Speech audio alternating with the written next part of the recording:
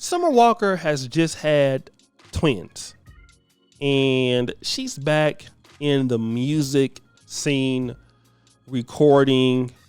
I don't know what the hell she's doing, but it seems like she has some enhanced body parts. So much so that if you go to the Instagram page, you will see even people making comments about it. All right. And this is what's going on. Seems like she had a boob job. And also, if you look at her hips, a BBL. But now, I want to talk about some of these urban ladies in the black community who have so many negative things to say about black men. Black men don't take care of their kids. Black men don't take care of this and that. And I get that you have black men who don't do that. But then again, what we never want to talk about is the choice of these women and the men they deal with. And number two, what kind of image do you set forth to the world that some man has to respect you? Let me flip the script. I came up in the 90s. I was the last of the old school generation raised by the baby boomers. My mom is one, and my grandfather was alive during World War I, the World War II, and the Great Depression. So I came from that family that as a man, you had to be somebody. You had to do something. You took pride in taking care of a woman. I'm not so young or so old, I can't remember that. When you walk down the street, you let a woman walk in the inside of you. If you have a wife, you take care of your wife. You buy your wife a car. You put your wife in a house. You get a retirement plan for your wife and your kids. It's you who are supposed to do something for your wife and then also for the community. That's the kind of upbringing I had in my life. I don't know about y'all, but I had that upbringing. But even though my parents didn't really tell me like what kind of woman I need to be selecting, like what does she need to do for me, I had a clue that the woman that I had to be dealing with, she had to meet a certain standard. She wasn't going to be out here twerking on Instagram or having tattoos everywhere. And I have no ill intent for women who do that. But a woman was going to have to be suitable that I can bring her to my house for the holidays. I can bring her to my church. And she's a respectable sort of woman in the community because I had to be somewhat of a respectable man, right? There are certain things I had to do. Now, when you look at the women of today's world who love Summer Walker, you love SZA. And nothing is wrong with you liking these ladies as entertainers. But now we got to go back to the old Kevin Samuels conversation. What you're asking for, are you that? You see, when you go out here and get a BBL, when you go out here and you have 2 kids, one from London on the Track, a man that has a less than stellar track record of being a Pookie and a Ray Ray and a not a good father, and then another man that you have twins by that you didn't make marry you, and then you have the unmitigated gall to talk about what black men are not doing, and of course the way that you want to live your life, can't nobody tell you nothing, right? We get that, and I don't even waste my time telling black women what they should do because you're wasting your time.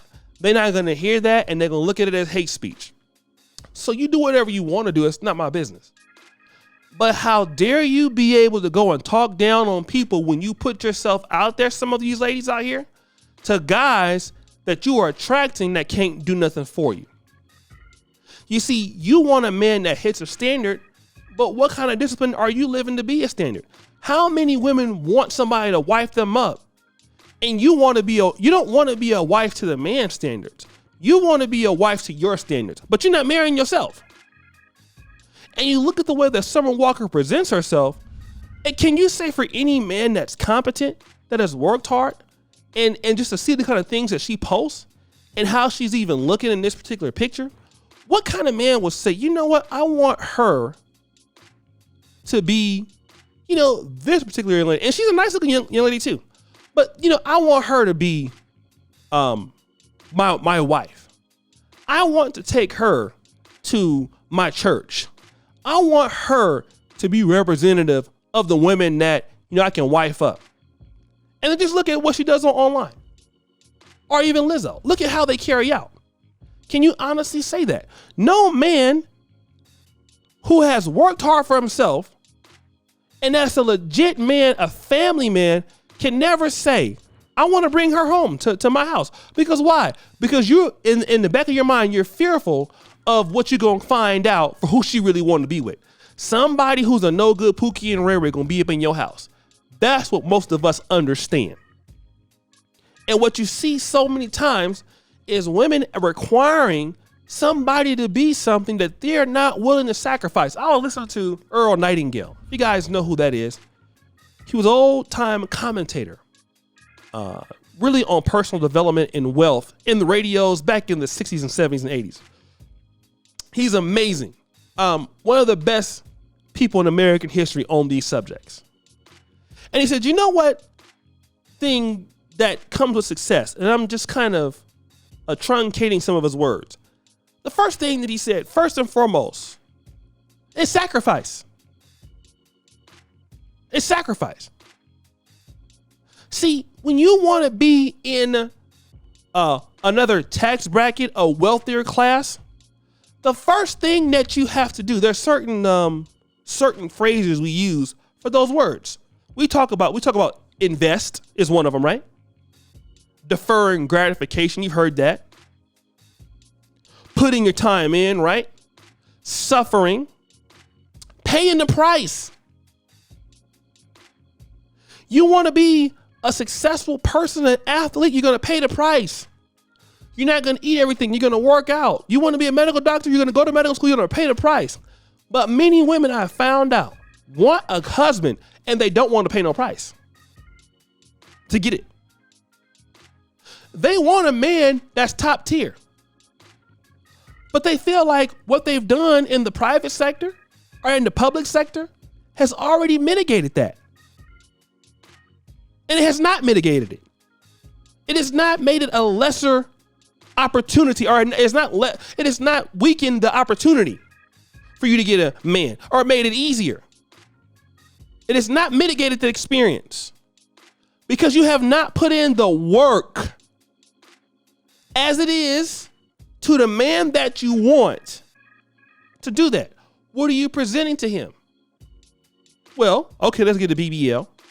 Let's get tattoos everywhere. And again, that's okay if you're dealing with entertainers. And some of these ladies out here are entertainers, and I get that. But what you don't understand is, what does a man that you want, what kind of woman is he looking for? Does he want you to look like that? Does he want you to come with 3 kids by 3 different men or 2 different men? Is that what he wants? See, you've never taken the opportunity to even ask a man what he thinks about.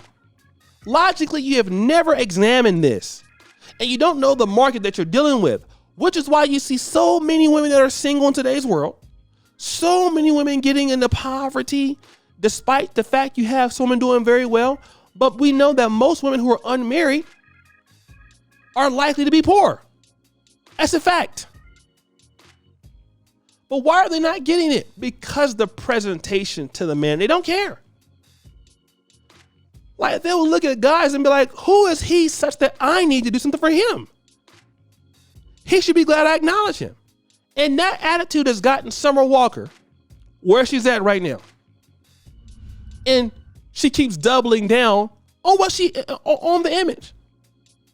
And it drives away a black man who would want to pair with you.